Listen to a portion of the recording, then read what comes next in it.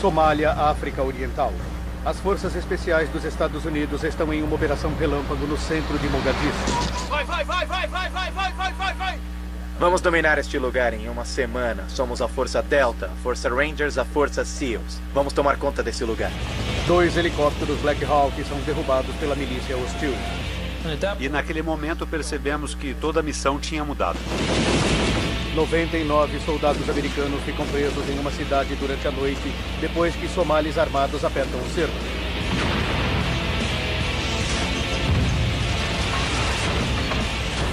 Agora, os investigadores precisam entender por que uma missão de rotina deu tão errado, fazendo o exército americano sofrer a pior baixa desde a Guerra do Vietnã. Desastres não acontecem simplesmente.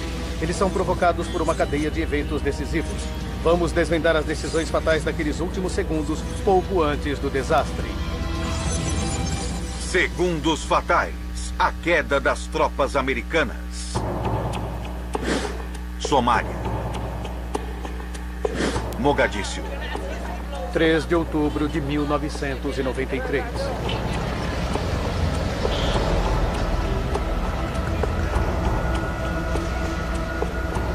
A Força Tarefa Ranger, uma equipe de elite americana com 160 soldados, está esperando orientações a respeito de sua próxima operação na confusa capital da Somália.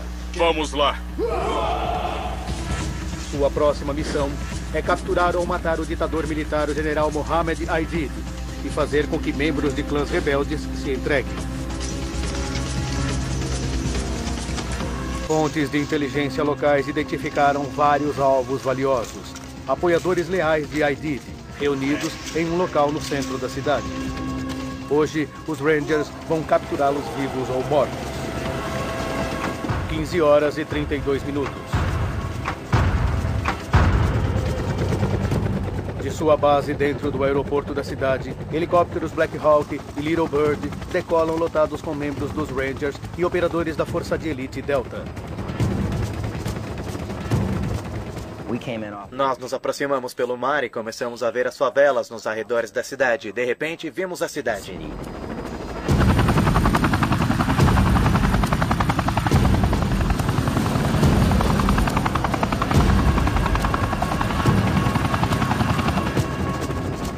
Em um Black Hawk Super 6-4, eles se preparam para o ataque. Matt Eversman é um sargento de 26 anos que lidera seus homens pela primeira vez. De repente, o piloto do helicóptero nos informou que iríamos fazer o ataque. Então, sentimos uma super descarga emocional de adrenalina. Iríamos descer de 600 metros acima do nível do mar para 12 metros. É a viagem mais emocionante e assustadora que você pode imaginar. O alvo da operação é um prédio de 3 andares no centro hostil de Mogadíscio. A equipe de ataque espera entrar e sair em cerca de 30 minutos.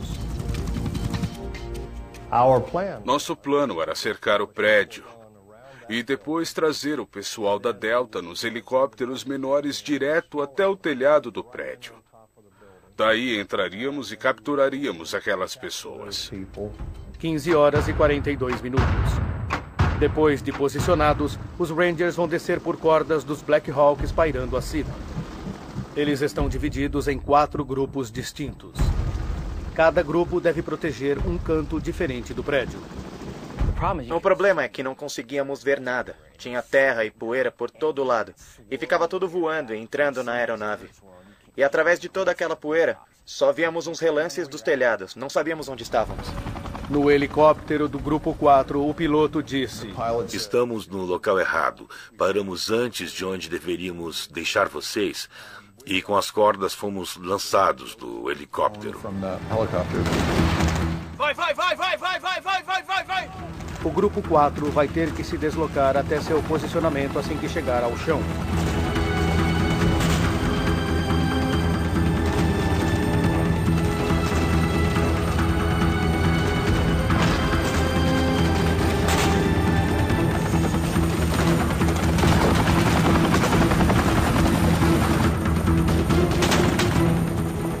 Eu estava mais ou menos na metade do caminho, na corda, quando vi o corpo de um de nossos Rangers. Era o jovem Todd Blackburn, que estava caindo no chão. E meu primeiro instinto foi achar que estávamos sob fogo inimigo e que alguém já tinha sido atingido. E eu nem havia chegado no chão.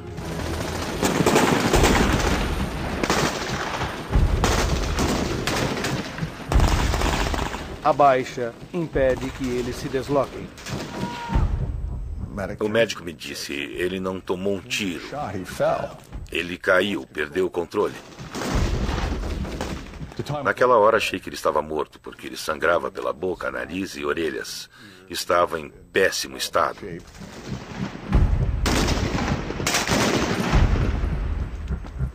Cuidado! Vamos para a direita! Vamos para a direita! O grupo 4 precisa chegar ao prédio-alvo para proteger o resto da força de ataque, mas eles estão parados a um quarteirão ao norte do prédio. A equipe de ataque Delta entra no prédio e procura pelos apoiadores de ID.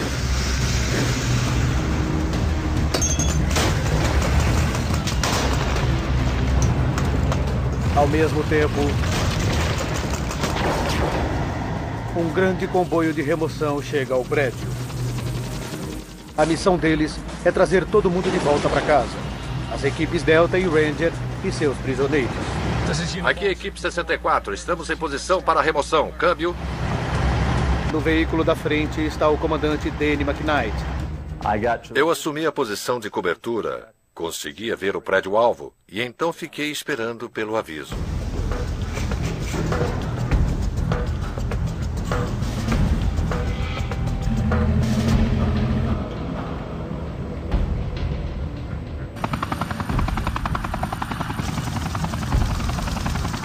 Os Black Hawks oferecem vigilância e apoio de fogo.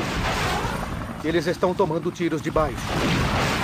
O piloto do Black Hawk Super 65 é Gary Izzo. Eu ouvia disparos passando pela aeronave e ouvi duas explosões. Duas explosões fulminantes que soaram bum, bum. Todas as outras aeronaves estavam se movendo e desviando para evitar serem atingidas, mas às vezes a gente não consegue evitar todos os pingos de chuva quando está chovendo. 16 horas. 23 somalis são pegos, incluindo 2 dos apoiadores mais antigos de ID.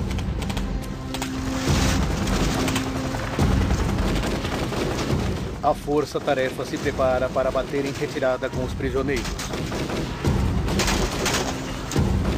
3 veículos do comboio de retirada são enviados para o norte para se encontrar com o grupo 4, onde Todd Blackburn está ferido. Empurrem! Empurrem!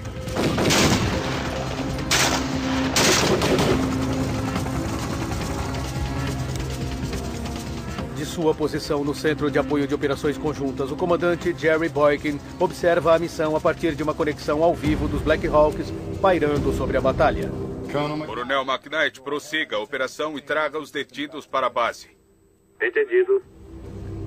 Eles capturaram as pessoas que procuravam bem rapidamente, com relativamente pouca resistência, e estavam prontos para retirá-las mais depressa do que eu realmente esperava. A missão estava terminada. Nós já estávamos pensando em voltar para casa. Eu estava e até pensei que já éramos veteranos de combate. Uma loucura. Fiquei pensando se eles iriam nos dar uma medalha. Era o que todos estavam pensando. Era hora de voltar para casa. Porém, enquanto as equipes de ataque esperam pelo sinal para a retirada, mais somalis se reúnem na área alvo. Eu estava distante daquele lugar e cheguei correndo. Eu vi muitas pessoas feridas e era um cenário de desastre. Foi um massacre. Eu não conseguia contar os cadáveres. Aquela destruição não me afetou só fisicamente, mas também fiquei mentalmente abalado com o que ouvi. Estávamos em uma guerra. Estávamos em fogo cruzado pesado e era uma combinação inacreditável de sons ensurdecedores.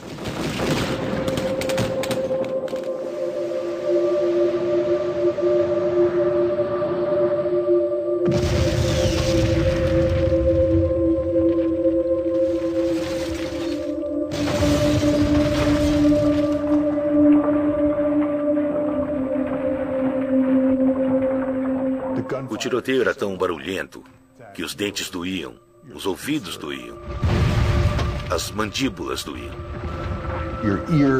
Eu nunca tinha testemunhado outro tipo de sensação tão ensurdecedora em um campo de batalha como naquele dia.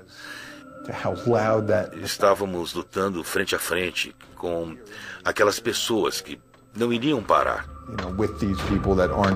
E a única coisa que os deteria seria uma de nossas balas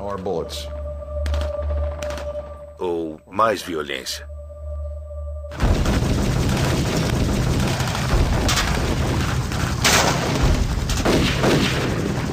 Ali em cima no céu, os Black Hawks também estão com problemas. A região estava ficando cada vez mais quente. Havia cada vez mais tiros de armas automáticas. E cada vez mais disparos de granadas. E nós estávamos ali, parados e tensos, pensando, vamos acabar logo com isso.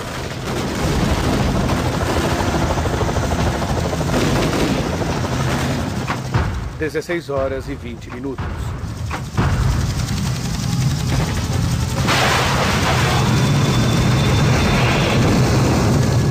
O 61 foi atingido, o 61 foi atingido. O 61 está caindo, caindo. Estamos caindo, vamos cair. Ainda me lembro da imagem do helicóptero falhando e do jeito que ele ficou. Eu não acreditei. Parecia que ia cair. Mas não era possível que aquilo estivesse acontecendo. Vi com meus próprios olhos. Eu fiquei muito emocionado quando vi o Black Hawk caindo. 61 foi atingido, 61 foi atingido. Olhei para cima e vi pedaços do Black Hawk voando e o vi girar em espiral.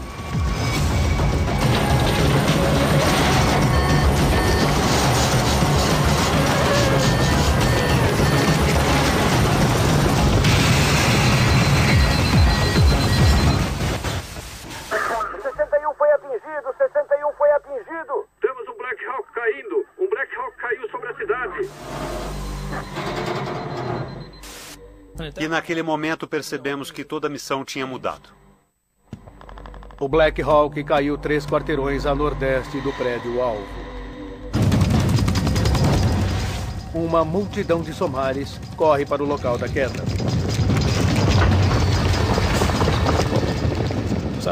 Enquanto eu procurava no outro quarteirão, literalmente uma multidão de pessoas correu para onde a aeronave tinha caído. E começamos a ter aquela sensação de que não teríamos muito tempo para descer lá.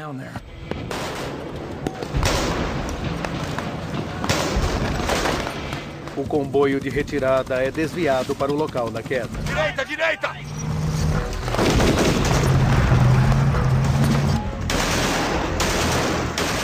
No caminho, eles recolhem alguns dos soldados do Grupo 4 fora de posição. Câmbio! Tem algumas baixas neste local. Câmbio! O coronel McKnight parou seu carro blindado.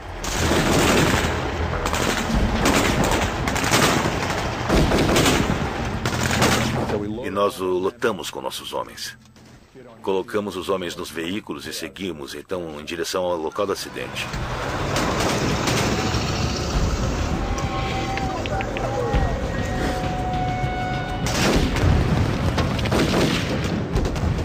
O Grupo 2 está a pé, também tentando chegar ao local do acidente e à segurança do comboio de retirada. Ouvi um grito.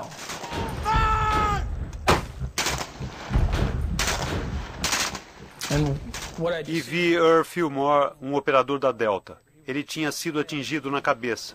E outro tiro acertou o tenente Lechner no queixo.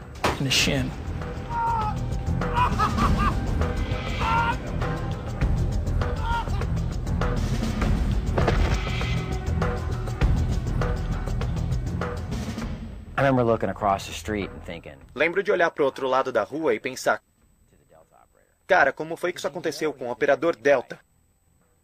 Porque eles estavam fazendo tudo certo, a gente não fala, mas começa a pensar: Não somos indestrutíveis, não somos super-homens. 16 horas e 40 minutos. 64, você está bem? Um segundo helicóptero, o Black Hawk Super 64, pilotado por Mike Duran, é atingido. O 64 está caindo, o 64 está caindo. O 64 está caindo.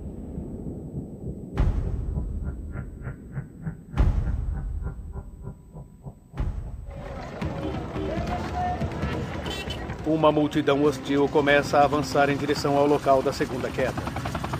Eu estava a cerca de 1.800 metros da primeira queda. Nós tínhamos mandado todo mundo para o local daquela queda.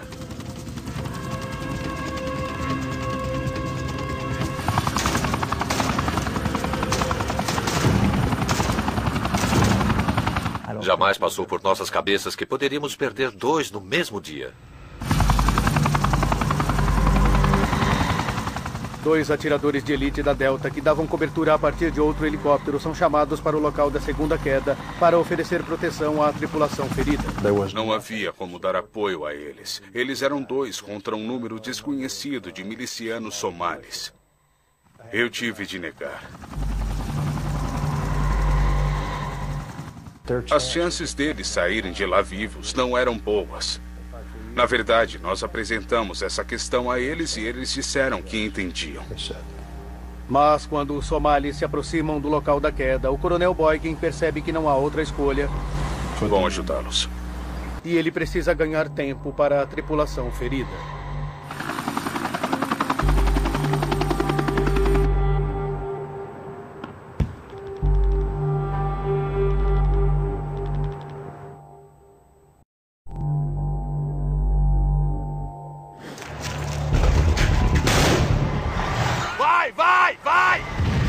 O comboio principal ainda está preso no labirinto de ruas.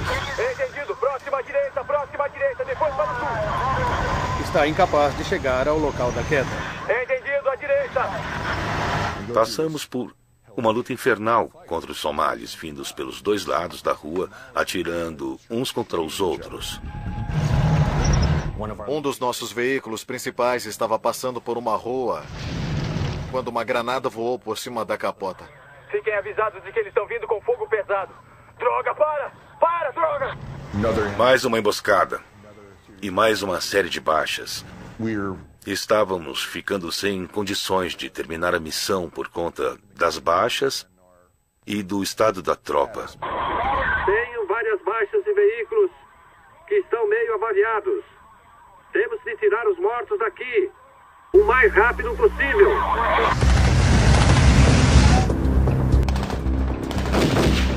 O comboio gravemente dizimado abandona sua busca pelo primeiro Black Hawk derrubado e começa a tentar voltar à base americana.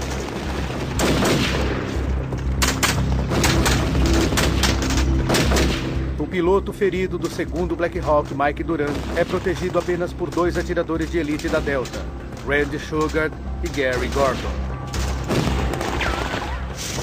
Munição!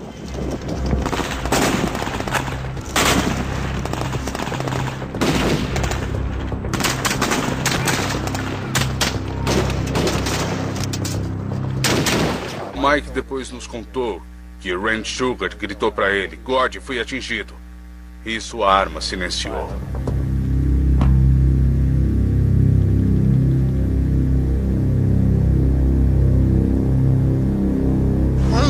Uma multidão de somalis invade o local da segunda queda.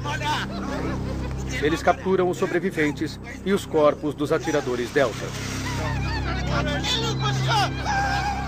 Assim como Mike descreveu, a seguir o que ele viu foi só uma massa de pessoas que veio para cima dele e ele ficou inconsciente. O comboio principal, seriamente danificado, retorna à base. 99 Rangers e Delta permanecem na cidade, capturados e cercados em posições próximas ao local da queda do primeiro Black Hawk.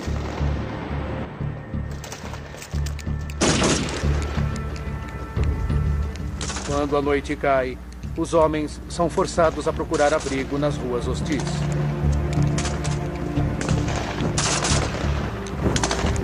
Ficamos com raiva de aquilo ter acontecido e tínhamos de ficar na defensiva. Quero dizer, nós éramos os Rangers.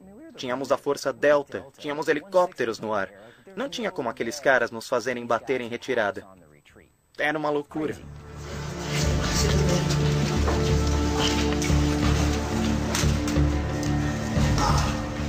Apenas uma granada atirada naquela sala e todo mundo morreria. Era uma sensação assustadora estar ali, sabendo que seria possível não sobreviver àquela noite.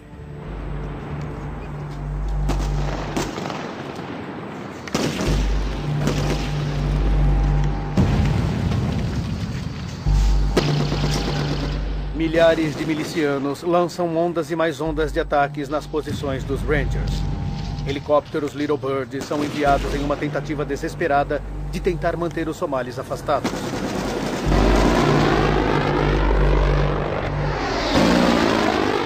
Sempre que os Little Birds vinham e abriam fogo, aquilo iluminava o céu, como se fossem relâmpagos.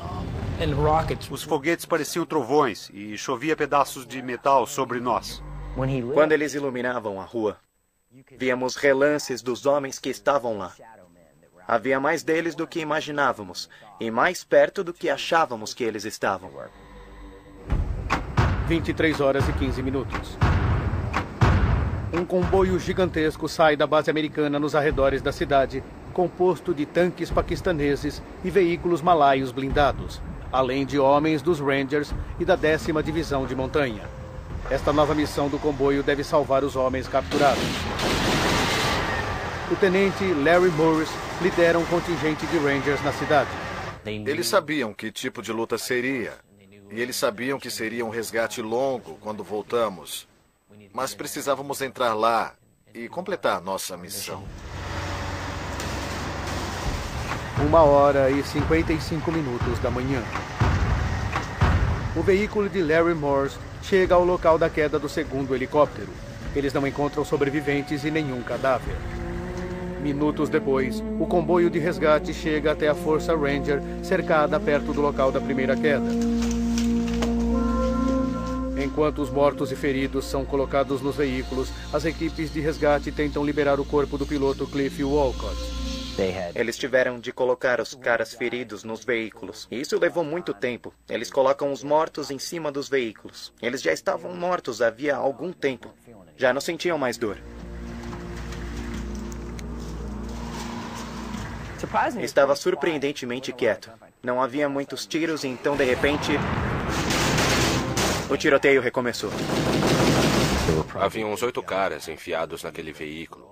Estavam todos feridos, fedendo a sangue e suor. Eu me virei e disse, muito bem, cara, pé na tábua, vamos cair fora daqui. Mas eu não sabia que eles ainda estavam tentando tirar o corpo do Cliff Walcott.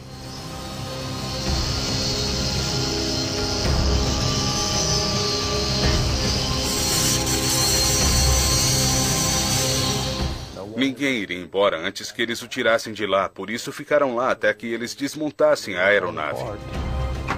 5h42. O comboio de resgate está finalmente pronto para partir.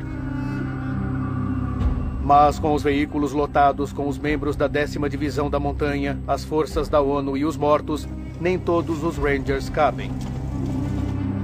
O pequeno grupo de Rangers que não tinha sido ferido tem de seguir a pé. Aquilo era inconcebível. Em teoria, deveríamos correr ao lado dos blindados para nos proteger.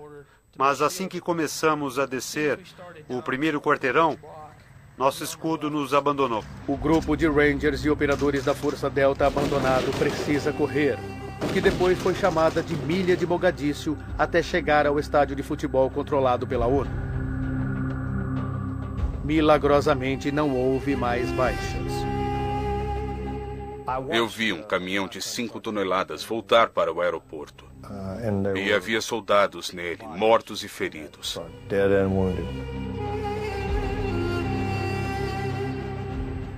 Eu fui até o caminhão para ajudar a baixar a porta traseira e quando a porta traseira se abriu, escorreu sangue pela abertura. Emocionalmente, aquilo foi um golpe terrível para mim. pois eu era o responsável por toda aquela gente. 18 soldados americanos estão mortos e 84 feridos. O piloto do Black Hawk, Mike Duran, foi capturado e feito refém e está em um local desconhecido. Mike Duran, Exército Americano. Estima-se que o número de somalis mortos esteja entre 500 e 1000. A veiculação de imagens de soldados americanos sendo arrastados pelas ruas de Mogadíscio, mostradas na TV, provocam comoção e revolta nos Estados Unidos. Agora, revendo os acontecimentos daquele dia, poderemos relar como uma milícia mal organizada e mal equipada conseguiu dominar os soldados mais bem treinados do mundo. Depressa!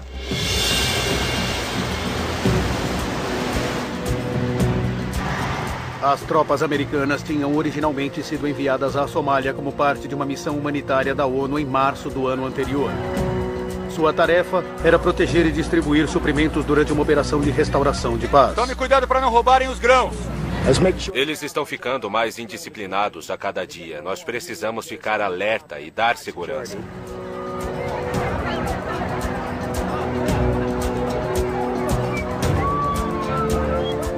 Robert Oakley era o enviado especial americano na Somália na época da Operação Restore Hope. A Força Militar Restore Hope tinha demonstrado que conseguira vencer qualquer desafio e complicação com pronta imparcialidade. Co-presidida pelos Estados Unidos e pela ONU, civis e militares, todos trabalhavam juntos. O país estava indo muito bem. Mas em agosto de 1993, a missão mudou com a nova administração da Casa Branca. Agora, em vez de apenas proteger e distribuir suprimentos, as tropas americanas foram atrás do homem que eles acreditavam ser a grande ameaça. Foram não só para ajudar, mas também para estabilizar todo o país. Nós estávamos lotados na Somália, em Mogadíscio, a capital do país, para capturar e levar a julgamento um líder de clã famoso, de nome Mohammed Farah Aidid. O povo americano queria saber o porquê desta nova missão e depois por que ela deu tão errado. E ainda, por que os somalis estavam mantendo o piloto Mike Duran como refém?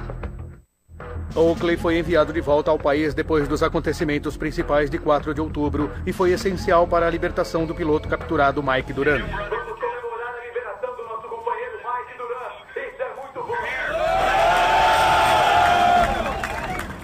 Oakley acredita que toda a estratégia para derrubar Aidid estava incorreta desde o início.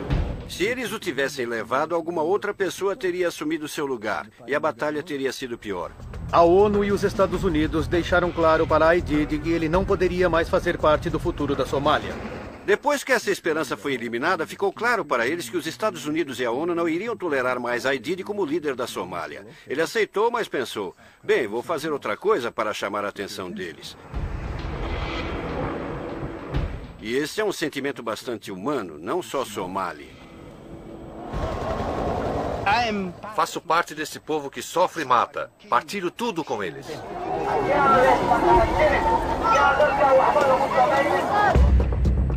Mark Bowden, autor do best-seller Black Hawk Down, entrevistou muitos Rangers e Deltas que estavam lá naquele dia, além de membros da milícia de Aidid. Acho que o povo somali ainda estava dividido na primavera de 1992. Muitos festejaram a presença da ONU e eles tinham esperança. Quando chegaram ao país e trouxeram ajuda, nós os recebemos com festa e flores. No verão de 1993, este cenário tinha mudado. Um evento em julho reuniu povos de vários clãs.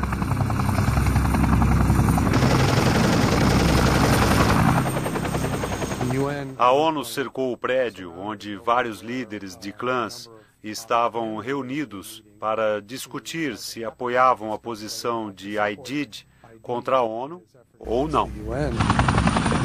As forças da ONU queriam punir a milícia de Aidid por ter matado 24 soldados pacificadores paquistaneses no mês anterior.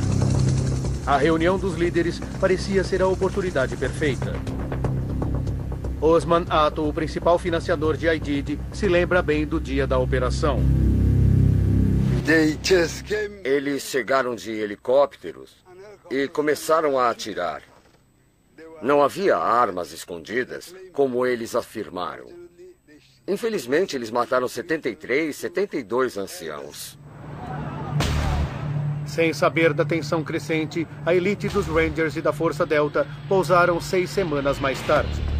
Suas operações na cidade incendiaram ainda mais o povo de Mogadiscio. Não estávamos lá para alimentar ninguém. Vai!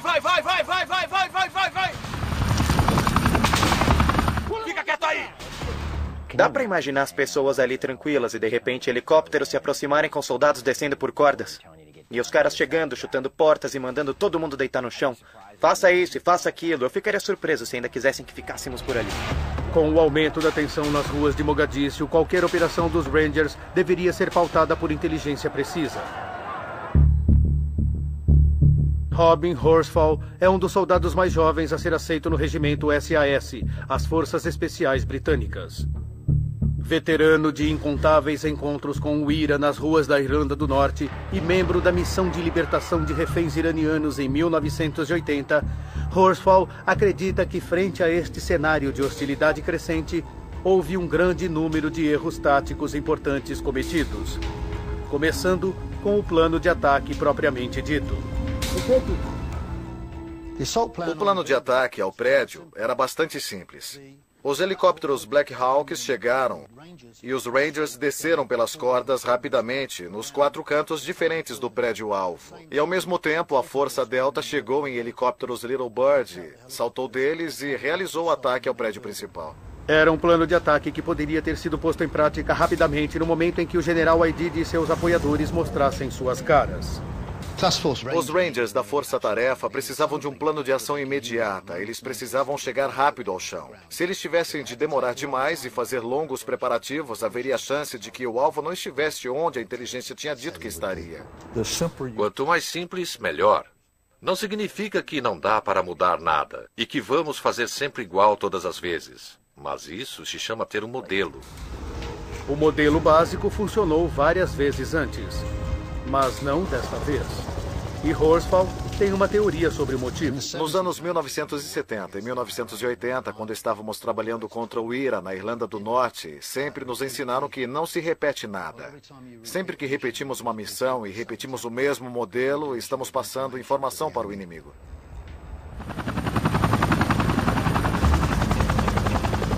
Isso significa que quando a milícia soube para onde os Rangers estavam indo, eles se prepararam.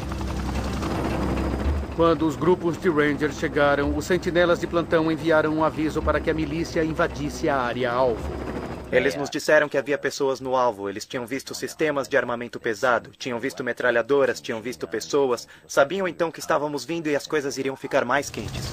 A milícia de Aidid também tinha uma contra-estratégia: tentar derrubar um helicóptero Black Hawk, atrair os Rangers até o local da queda e cercar a área com uma milícia hostil. Aidid deve ter pensado, se eles trouxerem helicópteros novamente, se eles montarem um ataque nos mesmos modelos que antes, vamos ficar preparados para isso. Vamos instalar lança-granadas e usá-los para atacar qualquer helicóptero que se aproximem. Aidid não poderia ter sido subestimado. Nós usamos todos os meios disponíveis para os somalis para derrubar o helicóptero, porque helicópteros são nossos principais inimigos. A Força Ranger não acreditava que uma granada primitiva arremessada com um foguete fosse capaz de derrubar um Black Hawk. Isso nunca tinha acontecido. Mas Aidid tinha identificado uma fraqueza que ele poderia explorar. Nos anos 1980, o afegão Mujahideen tinha tido sucesso derrubando helicópteros russos grandes com granadas. A RPG-7 é uma granada muito simples, arremessada com foguete. A parte mais vulnerável de qualquer helicóptero é o rotor da cauda. Se conseguirmos abrir um buraco na fuselagem, ele pode ir até o outro lado e não causar nenhum grande dano. Mas quando acertamos o rotor da cauda, o helicóptero fica completamente descontrolado e cai. Nós subestimamos completamente a capacidade deles em tirar um helicóptero do céu com uma RPG. Nós pensávamos, sem problemas, o helicóptero só vai cair se for por alguma falha mecânica. Eles usaram a cabeça. Se eles conseguissem derrubar um helicóptero, eles poderiam fazer a cidade vir abaixo ao nosso redor. Para Horsfall, o momento crítico foi a queda do segundo helicóptero. A Força-Tarefa Ranger tinha apenas 160 homens em terra. Eles enviaram todos eles para o local da queda do primeiro helicóptero para criar uma zona de segurança. Eles não tinham como dividir aquela força e posicioná-la em terra no local da segunda queda. Os Rangers foram envolvidos em uma batalha nas ruas para a qual eles não estavam preparados ou equipados. E encararam um inimigo determinado que tinha sido terrivelmente subestimado. Tinha os caras correndo por lá na caçamba de umas caminhonetes Toyota com chinelos de dedo. Tinha um cara com um capacete de futebol e achamos aquilo engraçado. E pensávamos que iríamos dominar aquele lugar em uma semana. Nós somos os Delta, nós somos os Rangers, somos a Força Aérea. Nós somos os SEALs e vamos dominar esse lugar. Os somalis são um povo muito orgulhoso e vão se defender e vão defender seu país. Tenho certeza de que os Rangers eram soldados muito bons, mas eles subestimaram os somalis. E esse foi um dos erros que eles cometeram.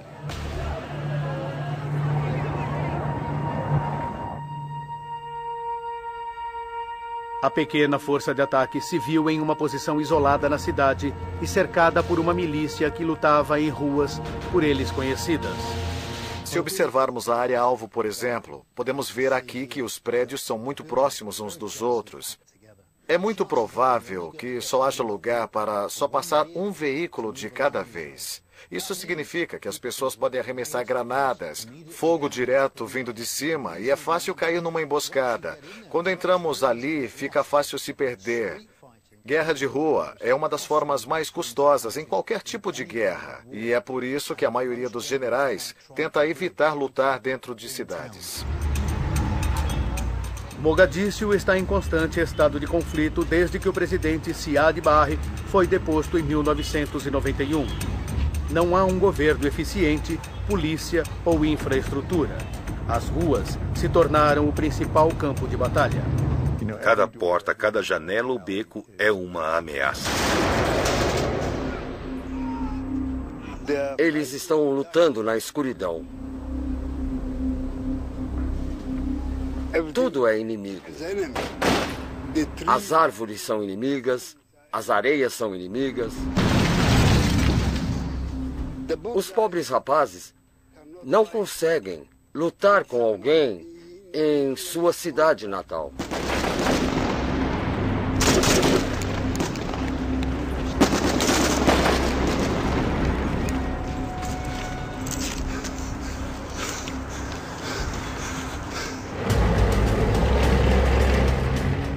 Tradicionalmente, os Estados Unidos usam poder de fogo esmagador para se equiparar em lutas contra um grande número de pessoas à sua frente. Mas Horsfall acredita que foram exatamente esses tipos de armas que fizeram falta aos Rangers. Eles não tinham helicópteros de combate, eles não tinham foguetes, eles não tinham artilharia ou blindagem. E, consequentemente, suas decisões de dar continuidade às operações agressivas desta natureza, sem os elementos de apoio, tornou-os uma força enfraquecida em terra.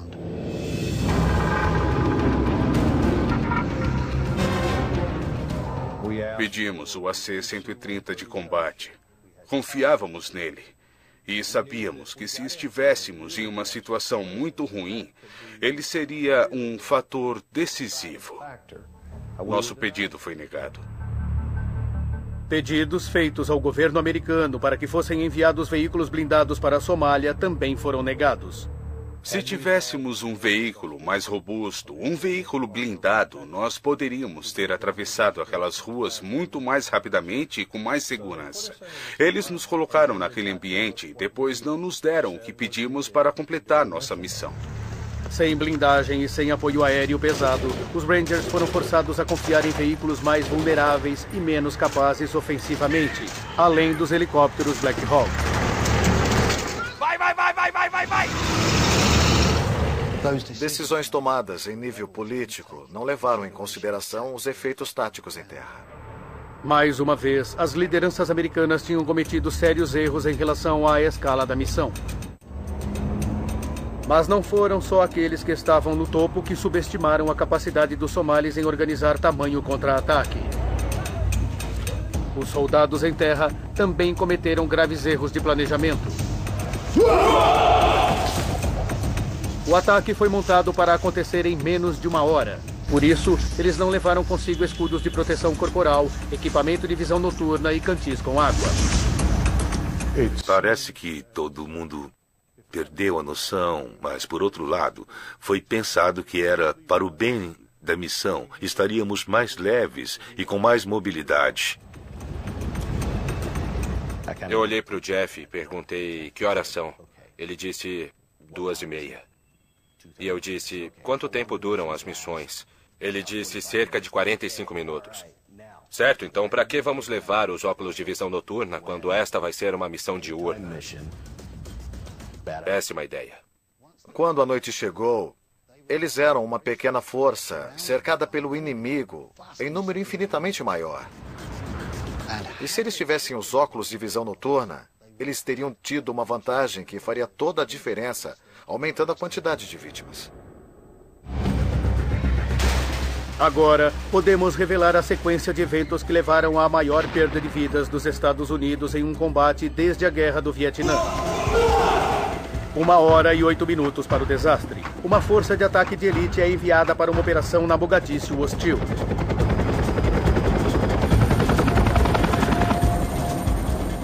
Subestimando os somalis, eles usam um plano que já tinham usado antes. Vai, vai, vai, vai, vai, vai, vai, vai, vai, vai!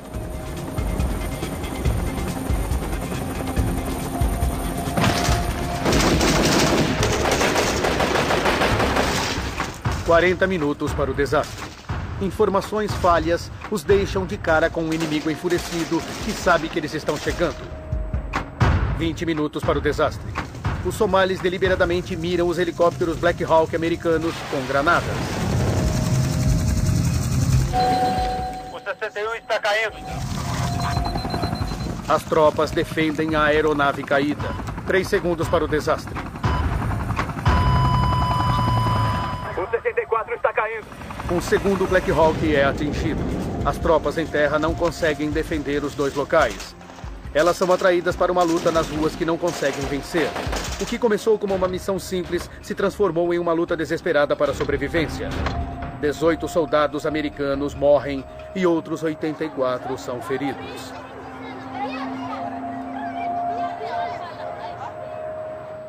A missão, porém, foi um sucesso militarmente falando. Os alvos foram capturados e a milícia de Aidid sofreu severas perdas. Mas as vítimas entre os Rangers e as imagens de corpos sendo arrastados pelas ruas exibidas pela TV forçaram a retirada de todas as forças americanas da Somália. Quando se envia soldados americanos para um lugar como a Somália, que em 1993 a maioria dos americanos nem conseguia achar no mapa, com a ideia de que estão fazendo um serviço humanitário em prol da ONU, há pouca tolerância em relação à perda de vidas numa missão assim. A retirada imprevista deixou a desejar a muitos na força-tarefa Ranger. Acho que não havia ninguém ali que não tenha ficado decepcionado com o fato de estar sendo retirado. Aquele não era nem o momento, nem a hora. Foi um erro.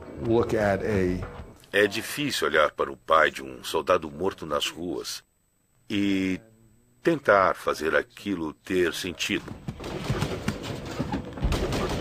Sabíamos que deixaríamos Mogadíscio e sempre vamos lamentar o fato de não termos cumprido a missão principal, que era capturar Mohammed Aidid. Por melhor que sejamos, sempre alguém vai ser morto, alguém vai morrer. As pessoas vão se ferir, as pessoas vão ficar feridas e vamos perder alguém. Quando se manda tropas para um combate, isso vai acontecer. É melhor lembrar disso sempre que enviar gente para fazer o que você acha que vale a pena. E que vale a pena para o país. Hoje, a Somália permanece sendo um campo de batalha de clãs rivais. E ainda é assolada pela fome. Apesar das intervenções da ONU e da União Africana, não parece que eles estão próximos de solucionar seus muitos problemas. Brand new Seconds from Disaster examines a Chinook helicopter crash next Monday at 9. Next, it's one of Air Crash Investigation's most extreme crashes.